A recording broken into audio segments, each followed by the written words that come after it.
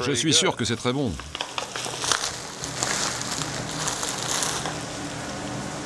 Regardez, des nachos. Une orange. Ça, ça a l'air joli. C'est quoi ce truc? Ah oui, un œuf. Ok, c'est pas si mal. Voyons un peu quel genre de sandwich on leur donne. Ils n'arrêtent pas de dire qu'il n'y a pas de viande dedans. Et où est l'intérieur de cette chose? C'est tout ce qu'ils ont. Mais où est la viande? Oh, vous n'avez pas de chance. Prenez-en un autre. Oh. Malgré la présence de notre caméra, il n'y avait rien non plus dans celui-là.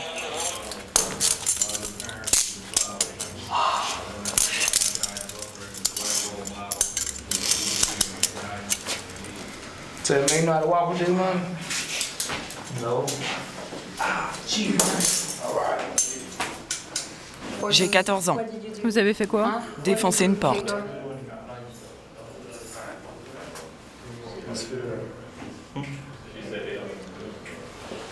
Et vous? J'ai déconné pendant ma liberté surveillée. Quel âge avez-vous? J'ai 16 ans, presque 17. Moi, j'étais en liberté conditionnelle. J'ai 17 ans, bientôt 18.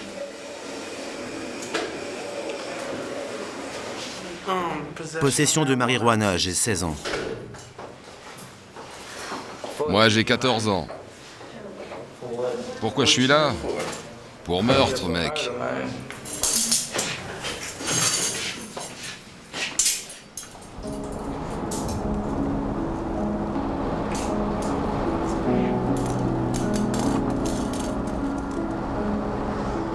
Le calme du samedi soir.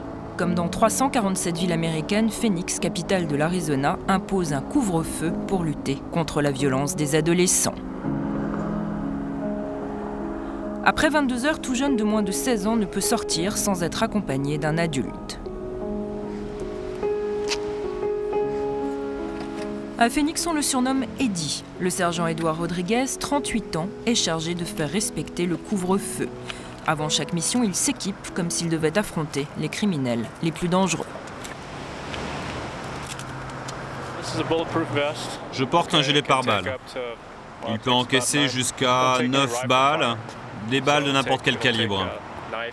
Et aussi les coups de couteau. Il peut me sauver la vie et me protéger, même des coups de poignard dans le dos. Ça, c'est la ceinture où je garde toutes mes munitions. Et les menottes, je les accroche dans le dos.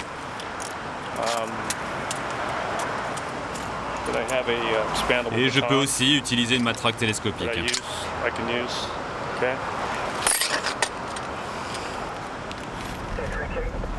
4 nuits par semaine, Eddie parcourt la ville à l'écoute de ses radios. Avec son équipe, il traque les jeunes qui traînent en ville, les 16-18 ans que la loi oblige à rester chez eux. Suspect numéro 1, les bandes de jeunes. Si un groupe d'adolescents n'est pas accompagné d'un adulte, il est aussitôt interpellé, leur identité vérifiée.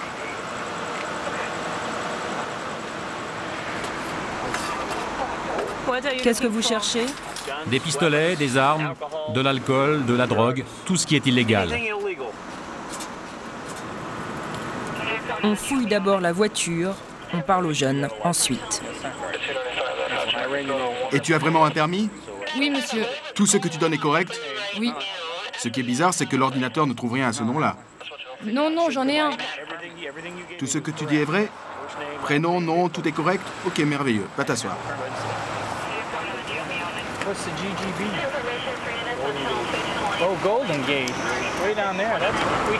En empêchant les jeunes de traîner le soir, on est sûr au moins qu'ils ne se feront pas agresser. Et en même temps, si on tombe sur des voyous, on les arrête, ce qui leur évitera de commettre des crimes. C'est chiant. Pourquoi?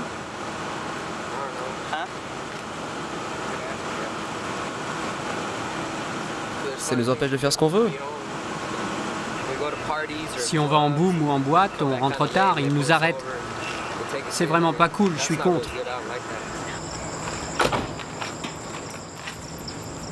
Ce samedi soir de juillet, après 22 h, 15 jeunes étaient arrêtés en sortant de discothèque pour violation du couvre-feu. Pour ne pas traumatiser plus qu'il ne faut les adolescents arrêtés, les policiers se sont installés dans un centre de loisirs aménagé. Un dépôt, mais sans cellule. Leur travail, téléphoner aux parents des jeunes fêtards. Bonjour, je suis l'officier web de la police. Comment tu prononces ton nom? J'ai Shulawi. Vous connaissez Shulawi? Hilario? Bon, elle a été arrêtée pour violation du couvre-feu. Oui, elle est arrêtée. Il parle anglais? D'accord. La ville de Phoenix a un couvre-feu, vous savez, et elle n'avait pas le droit de sortir. Et elle était dehors après minuit. Elle n'a que 15 ans et selon la loi, elle ne doit pas sortir après 22 heures. Et c'est pour ça qu'elle a été interpellée. Parce qu'elle était dehors après l'heure légale. Alors, vous venez de la chercher et le plus tôt sera le mieux.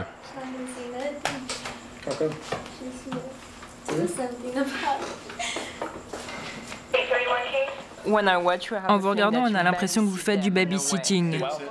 Du babysitting, oui, en quelque sorte. On doit attendre que les parents viennent ici les rechercher. Elles ne peuvent pas sortir sans qu'un adulte responsable vienne les récupérer. Qui est venu vous chercher? Celle-là? Vous avez une carte d'identité?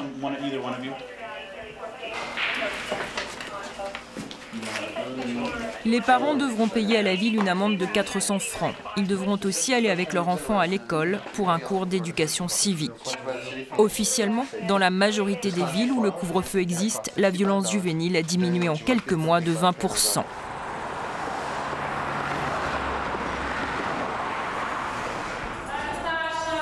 Dans d'autres grandes villes américaines comme Houston, où le couvre-feu est également en vigueur, quand un adolescent est arrêté plusieurs fois de suite la nuit, il passe quelques jours dans une maison de redressement. On l'a surnommée la prison douce.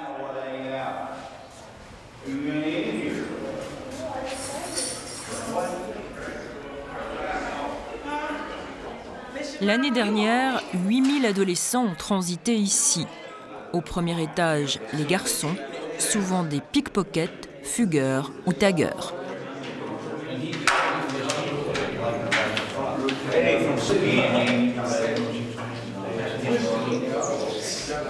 Au sous-sol, un tribunal animé par le juge Véronica Guérin. Chaque mineur comparaît moins d'une semaine après son arrestation devant elle. Elle seule peut décider s'il reste dans cette maison de redressement, s'il retourne chez lui avant son procès ou s'il est libéré. Son but, montrer aux adolescents que désobéir a un prix. Christopher a 16 ans, il a violé le couvre-feu à 3 reprises. À ses côtés, un avocat commis d'office et sa mère. Jurez-vous solennellement de dire la vérité, toute la vérité, rien que la vérité. Que Dieu vous garde. À quelle heure rentre-t-il chez vous, madame? Minuit, 2 heures. 2 heures du matin? Ouais. Il fait quoi? Il voit des filles, il traîne avec elles dans la rue. Leurs mères m'ont téléphoné pour me demander si mon garçon était rentré. J'ai été voir dans sa chambre. Il n'était pas là. Ça fait combien de temps que cela dure? Ça s'est passé 2 ou 3 fois. Qu'est-ce qu'il fait d'autre à la maison qui ne va pas? Sa chambre, elle est couverte de graffitis. Pourquoi tu fais ça? C'est la maison de ta mère. Pourquoi tu détruis la maison qu'elle met à ta disposition? Quel âge as-tu? 16 ans.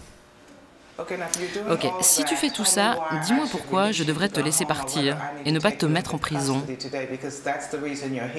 Tu as le privilège d'avoir été laissé en liberté pour bien te comporter. Si tu fais le contraire, si tu n'es pas sage, ça veut dire fini la liberté. Tu comprends ce que ça veut dire, la liberté? Oui, mais j'essaie d'avoir un petit boulot. Ma mère devait m'amener hier, mais elle ne l'a pas fait. Ça m'aurait permis de payer mes amendes. Si ta mère doit travailler, te surveiller et payer pour tes amendes, ça ne va pas marcher. Tu comprends? Chaque soir à 8 heures, tu dois être chez ta mère, sauf si tu travailles, ou si tu sors avec elle, ou avec un adulte qu'elle connaît. Si tu ne coopères pas, tu vas perdre cette liberté, parce que tu seras en prison. Ok? Selon les études réalisées, 5 adolescents sur 6 présentés devant ce genre de tribunal ne reviennent jamais. La leçon leur suffit. Ce matin-là, ils étaient 40 à être jugés pour désobéissance. Souvent aujourd'hui, les deux parents travaillent. La situation à la maison n'est plus ce qu'elle était auparavant.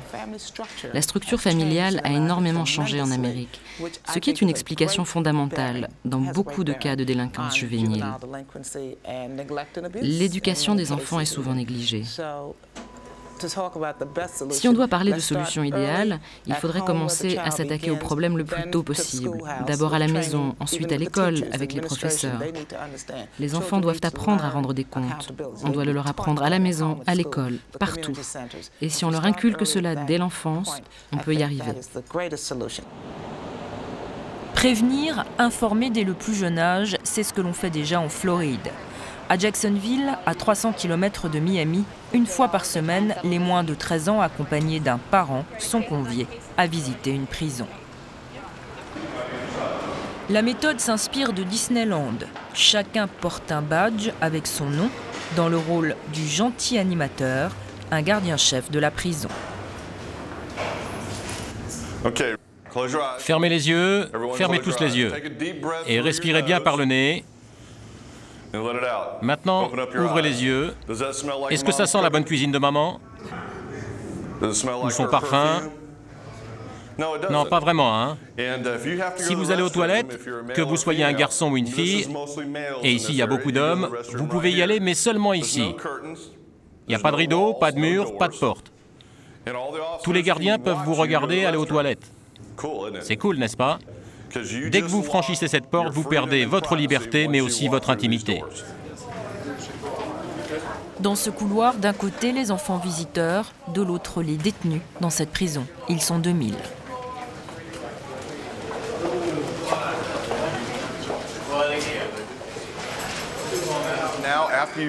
Une fois arrivé, vous voyez l'infirmière et vous venez ici où il y a le téléphone. Levez la main ceux qui pensent qu'ils n'ont droit qu'à un coup de fil.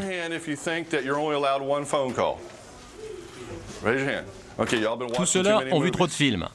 En fait, vous pouvez passer autant de coups de fil que vous voulez. Le petit problème, c'est que c'est en PCV seulement. Et quelqu'un doit payer pour vous. Et chaque fois que vous appelez, ça coûte au minimum 10 francs à la personne qui vous répond.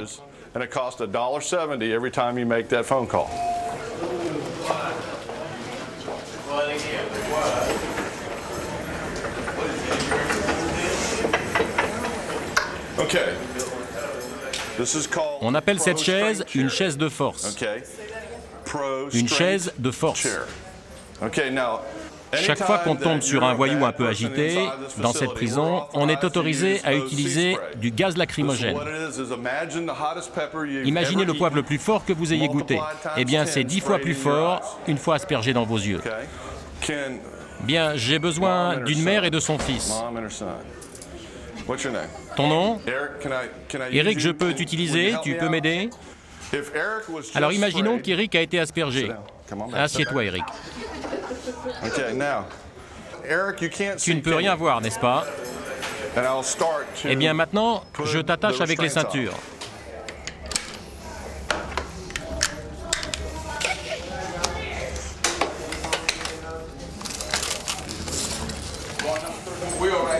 Vas-y, essaye de bouger dans la chaise.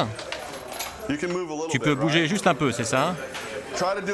Essaye avec ta main droite. D'accord.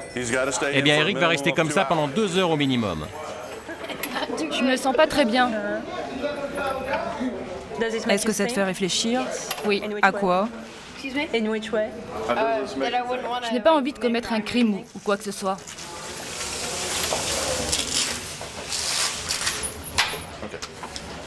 On peut applaudir Eric.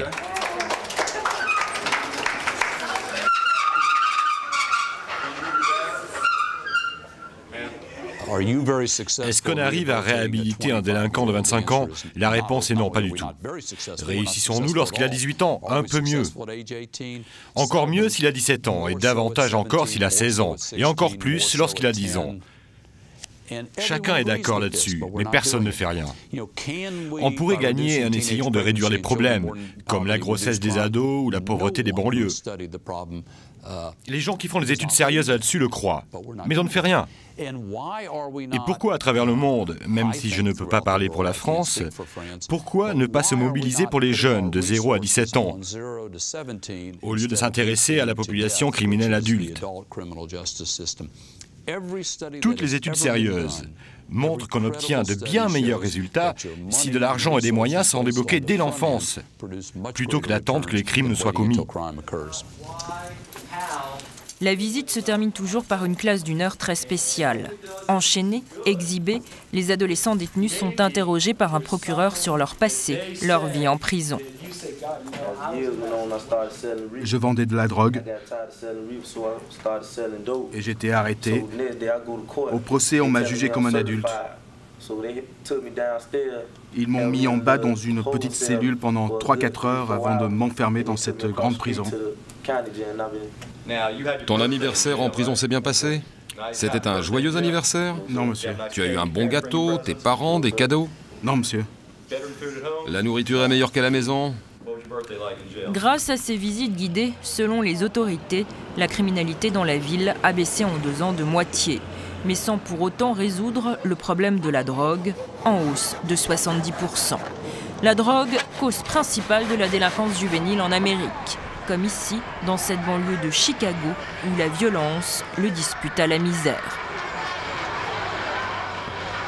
80 000 habitants à majorité noire, chaque année une dizaine de jeunes sont tués dans des bagarres d'ados. Ici cet été, 2 petits garçons de 7 et 8 ans ont enlevé et tué une fillette de 11 ans. La police avoue son impuissance, les patrouilles à pied ont été supprimées, trop risquées. Régulièrement, le quartier s'embrase. Il y a eu 13 personnes blessées dans ces immeubles. De l'immeuble 4444 à l'immeuble 4410, hier, toute la journée, ça tirait d'un immeuble à l'autre. Mercredi, il y a eu un petit enfant qui a été blessé. Il avait 8 ans. Ouais, blessé. Mais c'est hier, ça n'a pas arrêté de tirer. Que faites-vous là? Moi, je suis un officier de police du 2e arrondissement de la ville. On a été envoyé ici en renfort pour réaffirmer la présence de la police, pour essayer d'appréhender des suspects. On cherche des armes. Est-ce que ça va changer quelque chose? Non, je ne pense pas. Solution extrême, tous les résidents de la cité sont fouillés dès qu'ils entrent ou sortent des immeubles.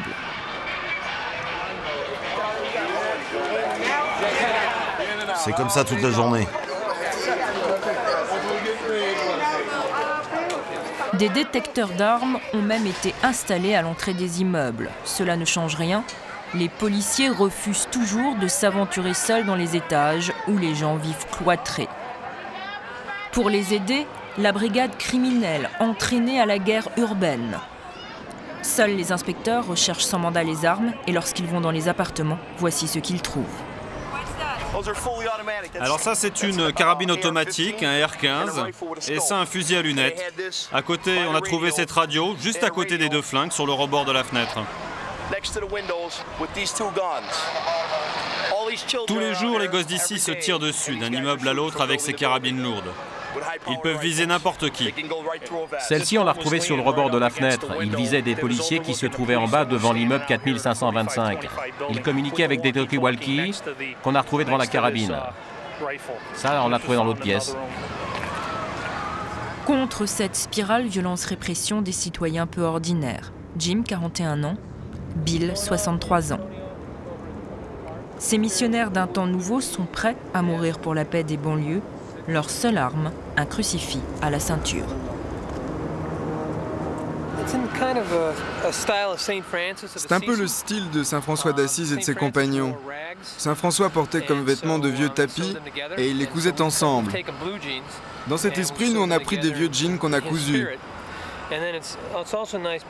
C'est joli, c'est une couleur légère. En plus, le soir, on peut être vu de loin. Les jeunes savent qu'on est des hommes d'église. Ça les surprend pas mal de nous voir sur leur territoire. Vous en avez vraiment besoin? Oh oui. On ne les porte pas tout le temps, mais quand il y a des bagarres, des tirs, oui, on en a vraiment besoin. Pourquoi? Pourquoi? Les gens savent que nous sommes des hommes d'église. On ne veut pas qu'ils nous prennent pour des policiers ou comme une menace. Nous, on veut représenter Jésus et l'amour qu'il a pour ses jeunes. C'est ce qui symbolise cet habit. Jésus en jean. Jésus en jean, comme vous dites. Est-ce que ma capuche est bien mise, là? Lorsque la cité s'embrase, eux seuls marchent entre les immeubles. Ils sont les seuls aussi à calmer les bagarres entre bandes rivales. 50 fois déjà, on a tiré sur Bill, 10 fois sur Jim. Protégés sans doute par la Providence, ces prêtres d'un nouveau monde n'ont jamais été blessés. Par leur seule présence, ils ont apaisé bien des fois la situation. Eux seuls aussi parviennent à apprivoiser les bandes de jeunes, à aller près des immeubles où plus personne ne va.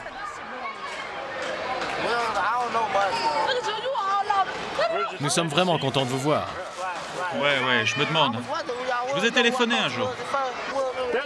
C'est à cause de cette fusillade qu'on est là. Non, je plaisante. Vous dites quoi, là? Non, je blague. D'abord, il faut serrer la main de chacun. Les deux prêtres ont appris les signes de reconnaissance des bandes. Ensuite, on va dans les cages d'escalier pour écouter les adolescents en difficulté.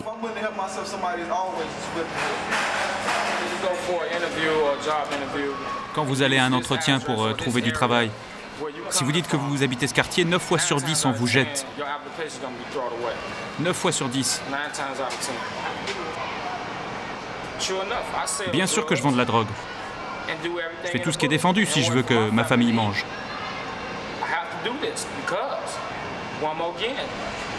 Si je vends de la drogue, encore une fois, c'est parce qu'il n'y a pas de boulot. Le gouvernement ne fait rien. La ville ne fait rien non plus. Pour ça, j'ai pas le choix. Je garde l'espoir. Tant que je sais que Dieu est là, je reste cool. Je suis cool.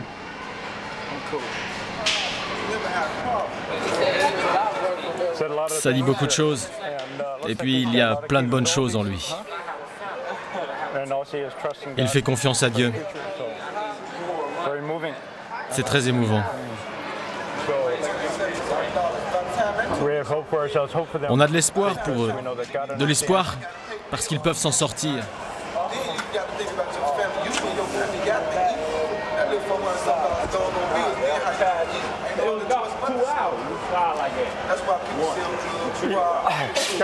On doit comprendre ces jeunes qui sont dans cette situation. C'est tellement loin d'où je viens. Et ils nous regardent d'une autre manière. Il faut devenir un guide pour eux.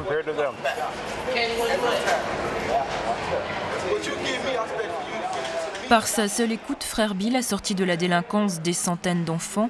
Contre la répression, il prône la tolérance et l'amour du prochain.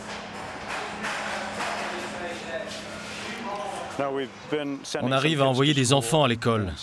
Quelques-uns ont même trouvé du boulot. Mais ce qu'il faudrait, c'est raser ces immeubles. Mon rêve, la solution serait que les gens vivent dans des communautés mélangées, des quartiers où on ne trouverait pas uniquement des gens pauvres. Par exemple, imaginez un quartier de 7 maisons. 4 seraient remplis de gens qui gagneraient un bon salaire. 2 autres seraient habités par des gens plus modestes. La dernière maison serait pour des gens vraiment pauvres, mais ces gens-là auraient sous les yeux de bons exemples. À défaut de pouvoir réaliser son rêve, frère Bill sort les jeunes des cités et les emmène dans les quartiers riches. C'est Beethoven, ça. C'est la symphonie numéro 9 qui est entre la 8 et la suivante.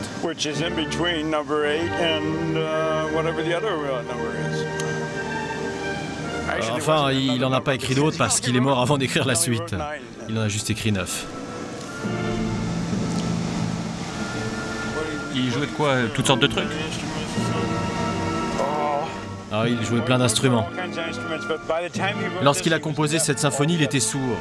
Il a même essayé de diriger celle-là, mais il était sourd, et l'orchestre faisait ce qu'il voulait parce qu'il savait que Beethoven n'entendrait de toute façon rien.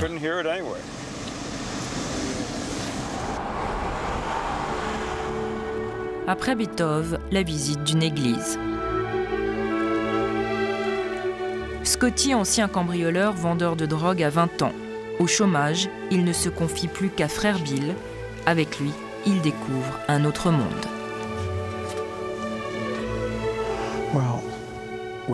Quand tu meurs... Ah oui, c'est l'enfer. Non, ça c'est le purgatoire. L'enfer, c'est quand tu as été très mauvais. Et le paradis, c'est quand tu as été très bon. Le purgatoire, c'est l'endroit où une personne peut aller temporairement en attendant d'être prêt pour aller au paradis.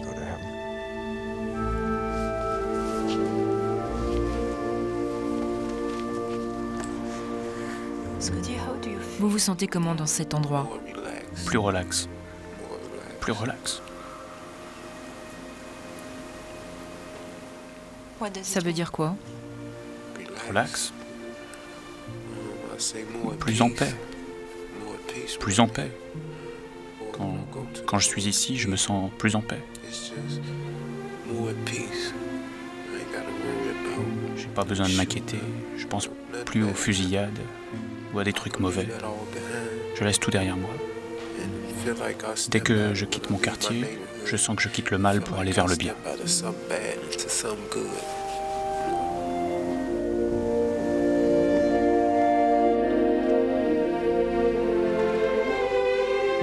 Bien loin de Chicago, dans le sud américain, les méthodes de frère Bill feraient ricaner. Ici, on ne connaît pas le mot réhabilitation. Face à l'augmentation de la délinquance juvénile, au Texas, on préfère le mot répression. Les jeunes sont jugés comme des adultes. On peut donc les envoyer en prison pour 40 ans. Larry, 16 ans, a fumé à plusieurs reprises de la marijuana. À l'heure où en Europe, on évoque la dépénalisation des drogues douces, au Texas, on risque la prison ferme. Larry vient d'une famille au chômage divorcée. Il comparaît devant un tribunal pour enfants pour usage de stupéfiants. Face à lui, un procureur et un juge, le juge Ellis, conservateur, chargé de la délinquance juvénile. Lui seul va décider de la sentence. Vous êtes Larry James Boyle? Levez-vous. C'est votre mère? Oui, monsieur. Vous comprenez que si dans le futur vous êtes encore arrêté, jugé pour une affaire criminelle, ces faits et ce jugement seront inscrits dans votre casier judiciaire? Oui, monsieur. Vous comprenez qu'avec ce qui vous est reproché, vous allez avoir votre permis de conduire suspendu pendant un certain temps? Oui, monsieur. Avez-vous signé votre reconnaissance de culpabilité? Oui, monsieur. Ce papier peut donc être admis comme preuve. Vous avez autre chose à dire?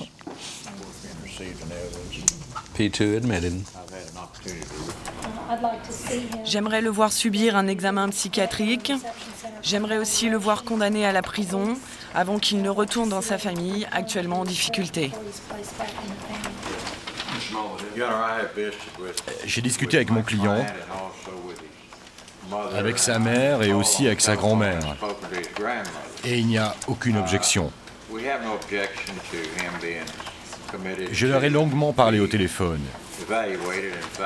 Et Larry lui-même pense qu'il a besoin d'un examen psychiatrique.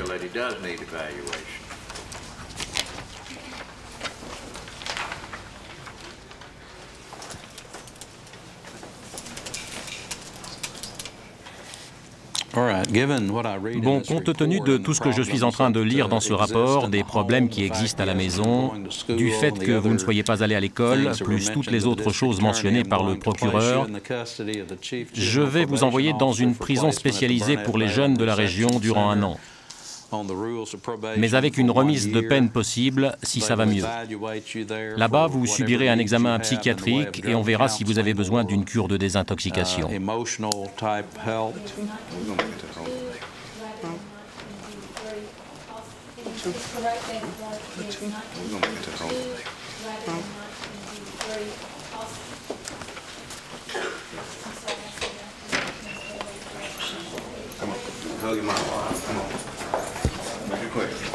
Make it quick.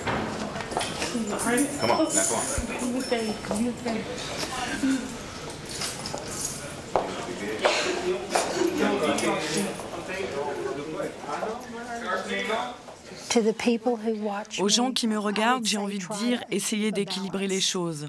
Construisez quelque chose dans le système qui permette de réhabiliter ces adolescents. Parce que la grande majorité de ces ados, une fois réhabilités, vous ne les reverrez plus jamais devant un tribunal. On les réhabilite en les envoyant dans des cures de désintoxication, dans des centres où on leur apprend à gérer leur agressivité, leurs crises d'adolescence. Ils ne commettront pas d'autres crimes. Mais dans le même temps, le système judiciaire doit régler le problème des adolescents qui agressent les gens dans la rue ou qui sont prêts à devenir des assassins. La société doit se protéger d'eux.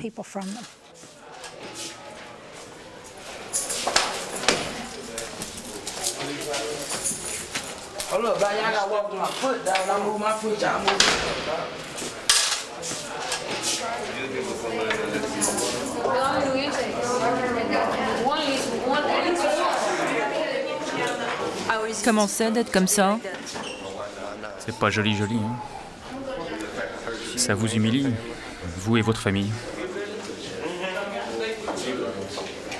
Ma famille a été humiliée.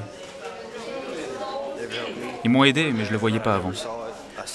Maintenant, je le vois, c'est dur.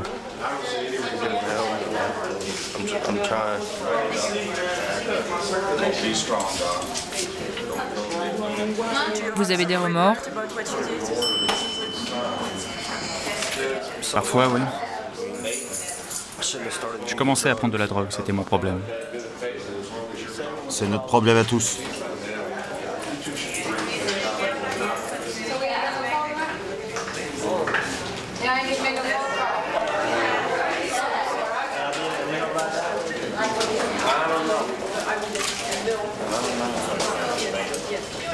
Je suis plus dur dans ma tête. Qu'as-tu fait? J'ai fait le con pendant ma liberté conditionnelle. Pourquoi? Agression. Agression sur une petite fille.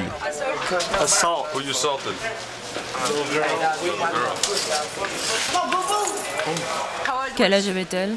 11 ans. Qu'est-ce que tu lui as fait?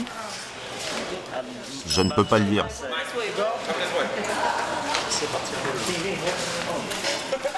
Une fois le verdict rendu, à pied, enchaînés, les adolescents sortent du tribunal et sont transférés à la prison.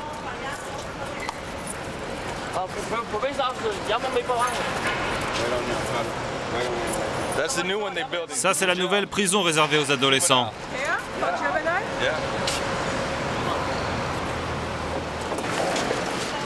L'une des prisons pour adolescents les plus dures du pays se trouve déjà en Arizona, un bagne des temps modernes. Partout des caméras de surveillance, mais elles décrivent bien mal ce que le shérif Joe Arpaio a créé ici. Dès l'entrée, des images d'un autre temps. La tenue rayée est obligatoire pour tous les détenus. Le shérif, élu par la population, a tout pouvoir. Il est très fier de ce qu'il fait pour lutter contre la violence juvénile.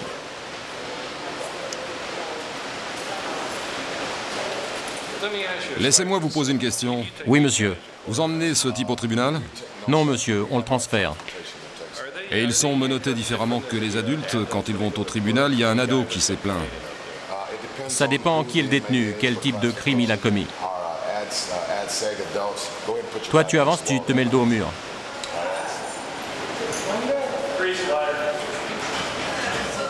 Le bagne compte plus de 2000 détenus. Au rez-de-chaussée, les adultes.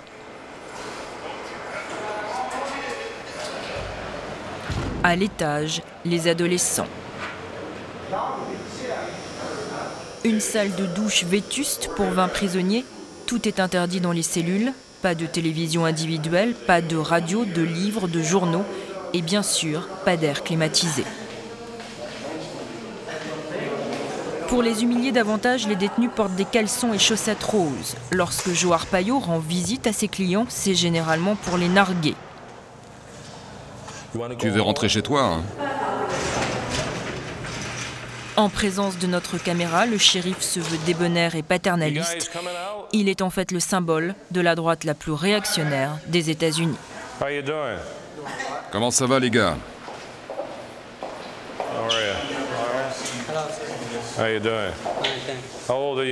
Quel âge as-tu? 14 ans. 14 ans? Tu dois être le plus jeune type qu'il y a ici. Et pourquoi tu es là? Pourquoi tu es là à 14 ans? Pour toutes sortes d'agressions. Agression? Tu as tué quelqu'un? J'étais droguée. Toi aussi, tu as tué un flic? Oui, mais je ne l'ai pas blessé. Tu ne voulais pas le blesser, hein? Quelle ville? Phoenix. Phoenix. Et il t'a tiré dessus? Non. Tu as de la chance, hein? Pourquoi tu lui as tiré dessus? J'étais drogué. La drogue. La drogue. La drogue. La drogue. C'est la pire chose qui existe dans notre pays. Vous savez, si on pouvait arrêter la drogue, la moitié d'entre vous, les gars, eh bien, ne seraient pas là, vous êtes d'accord?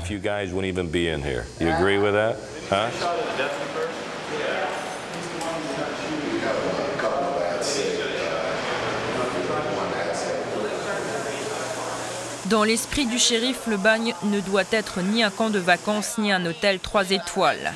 Sa principale fierté, les repas servis aux détenus, les moins chers qu'on puisse trouver aux États-Unis, et pour cause.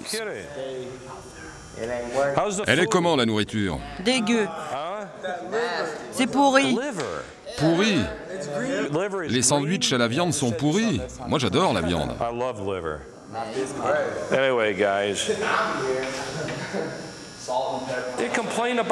Ils se plaignent de cette viande, mais c'est vraiment bon.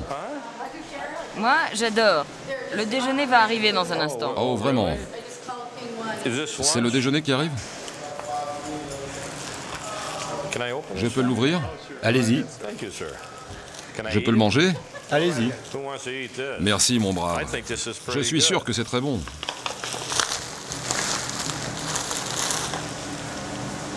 Regardez. Des nachos. Une orange, c'est les oranges que les détenus vont cueillir dans les fermes. On leur fait ramasser les fruits gratuitement.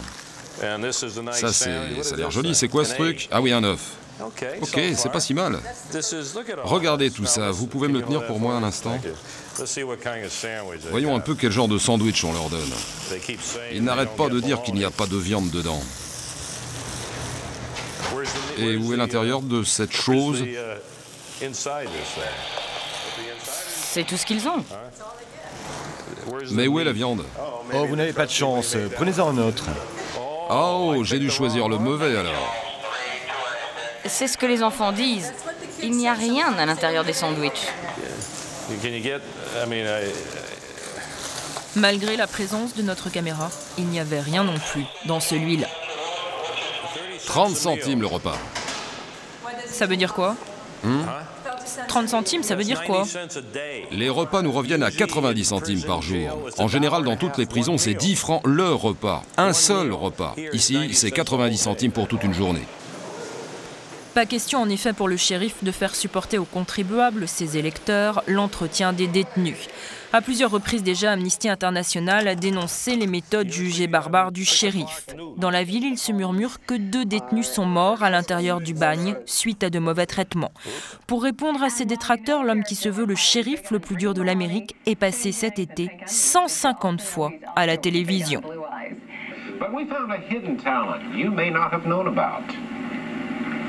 I did it my way.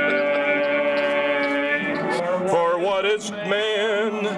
What has he got? If not himself, then he has not. To say the least, he be pleased. Now I did it. Le shérif ne s'en cache pas, il rêve d'un destin national, avec pour tout programme électoral ses méthodes pour dresser les jeunes délinquants. Et il ne manque pas d'imagination.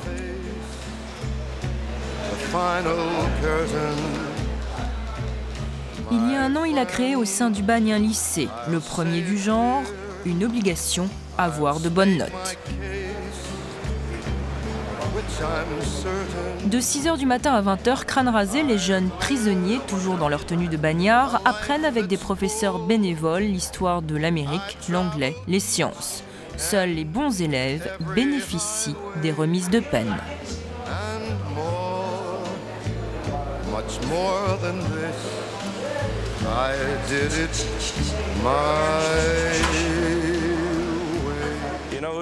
Vous savez qui est le shérif ici?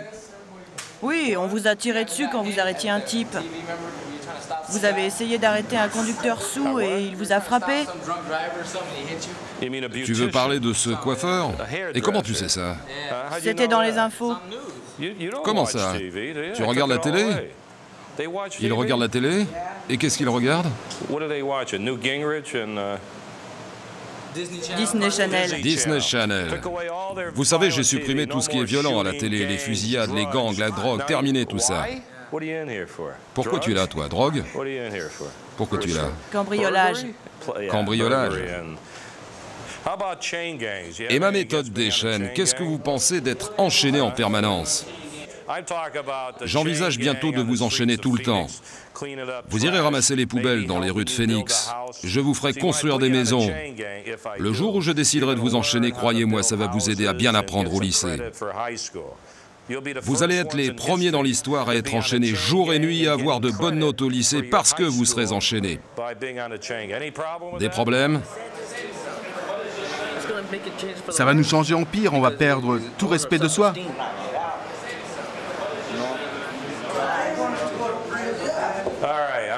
Allez, je m'en vais, j'en ai assez de vous voir. Faites gaffe, shérif, il y a une pétition contre vous. Je me sens plus en sécurité ici que lorsque vous êtes dehors. On te bottera le cul, shérif. Vous auriez envie, hein, que quelque chose arrive au shérif.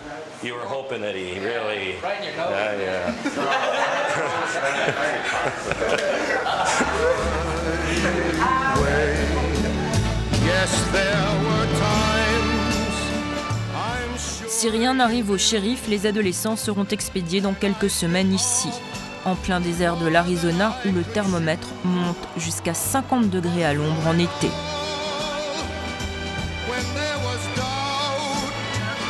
Aucun baraquement en dur, rien que des tentes. Un camp disciplinaire créé il y a 5 ans. 1600 adultes y sont maintenus en détention. Pour célébrer le 5e anniversaire de sa prison en toile, le shérif a organisé une journée porte ouverte. À sa demande, ses bagnards lui ont fait un beau gâteau. Vous n'auriez pas un vrai couteau?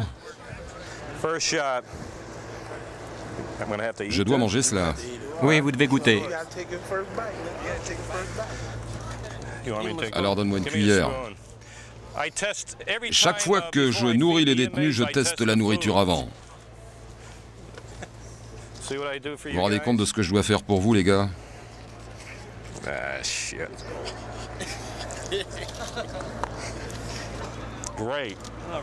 C'est bon, hein, c'est délicieux. Grand Prince, il offre une part de gâteau à chaque détenu.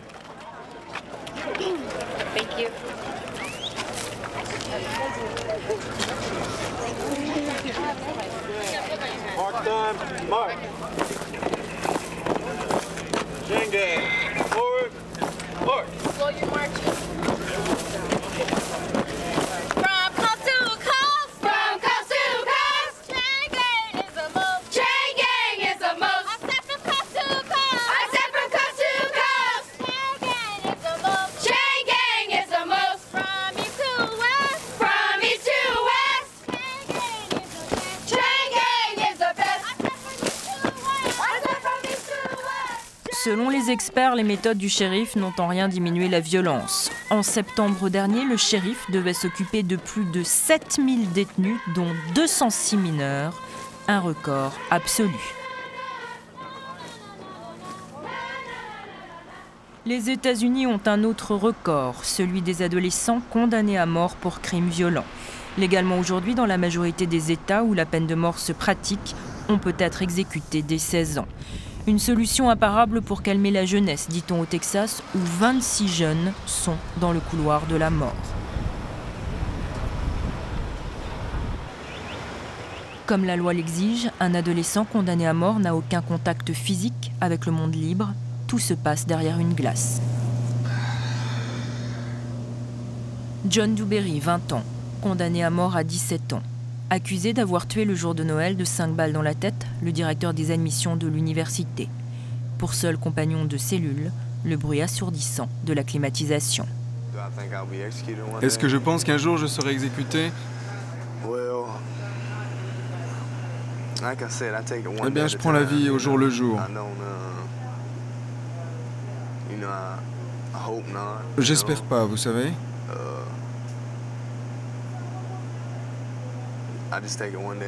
Comme je l'ai dit, je prends la vie au jour le jour. Parfois, quand j'y pense,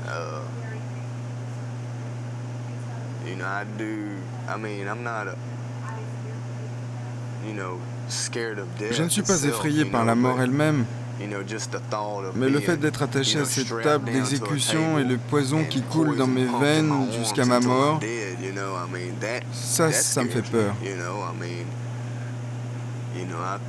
Je pense à ce qu'ils feront.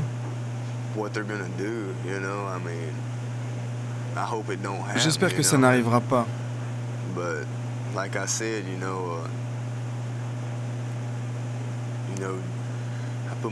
Mais j'ai mis ma foi en Jésus-Christ et c'est tout ce que je peux faire. C'est tout ce que je peux faire. Chaque jour, je lui demande.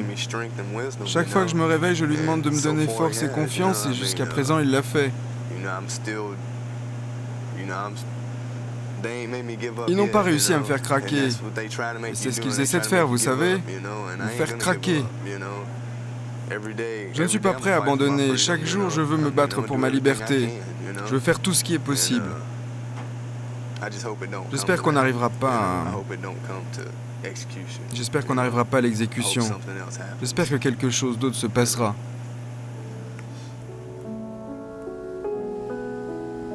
Dans la famille de John, dans ce village du Sud, on prie pour son retour.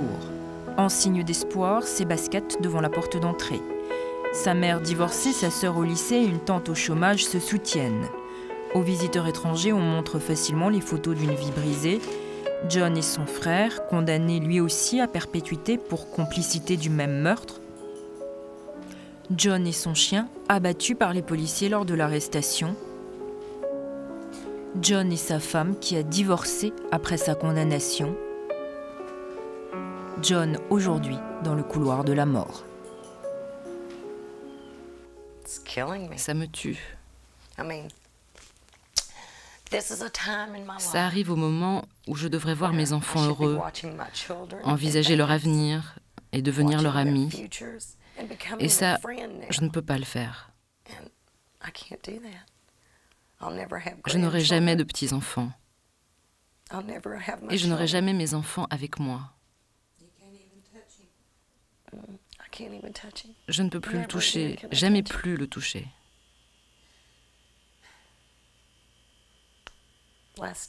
La dernière fois que je l'ai touché, c'était pendant la sélection du jury. Entre deux gardes, il m'a agrippée et il a dit aux gardes « Je veux embrasser ma mère ». J'ai touché sa main et c'est la dernière fois que j'ai pu toucher mon enfant.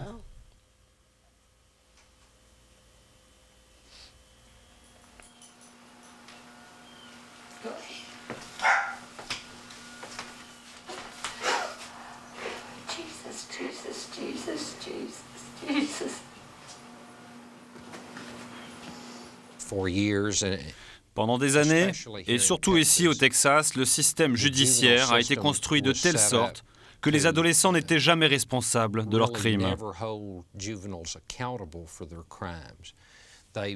Il y a eu une mode de la réhabilitation avec des programmes de toutes sortes.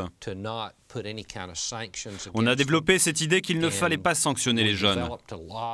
Et donc, dans la tête des jeunes, les lois ne s'appliquaient pas à eux. Sous prétexte qu'ils étaient des adolescents, ils pouvaient être des délinquants sans être inquiétés. Et maintenant, le fait que l'on voit des adolescents punis, condamnés à passer du temps en prison et parfois condamnés à mort, Je pense que les adolescents peuvent le comprendre, et ce, bien plus que les adultes. Faute d'argent, la famille de John n'a pu s'offrir d'avocat expérimenté. Aujourd'hui, si John ne trouve pas les dollars suffisants pour payer un avocat qui l'aide à faire appel, il sera sans doute exécuté dans les mois prochains. Et pourtant, tous les chiffres le confirment, la répression n'étant rien dissuasive. Depuis 25 ans, 172 adolescents ont été condamnés à mort aux États-Unis. Ce qui n'empêche pas de constater que les enfants meurtriers sont de plus en plus nombreux et de plus en plus jeunes. En mal d'un monde meilleur, la justice américaine n'a pour le moment aucune solution pour cette génération.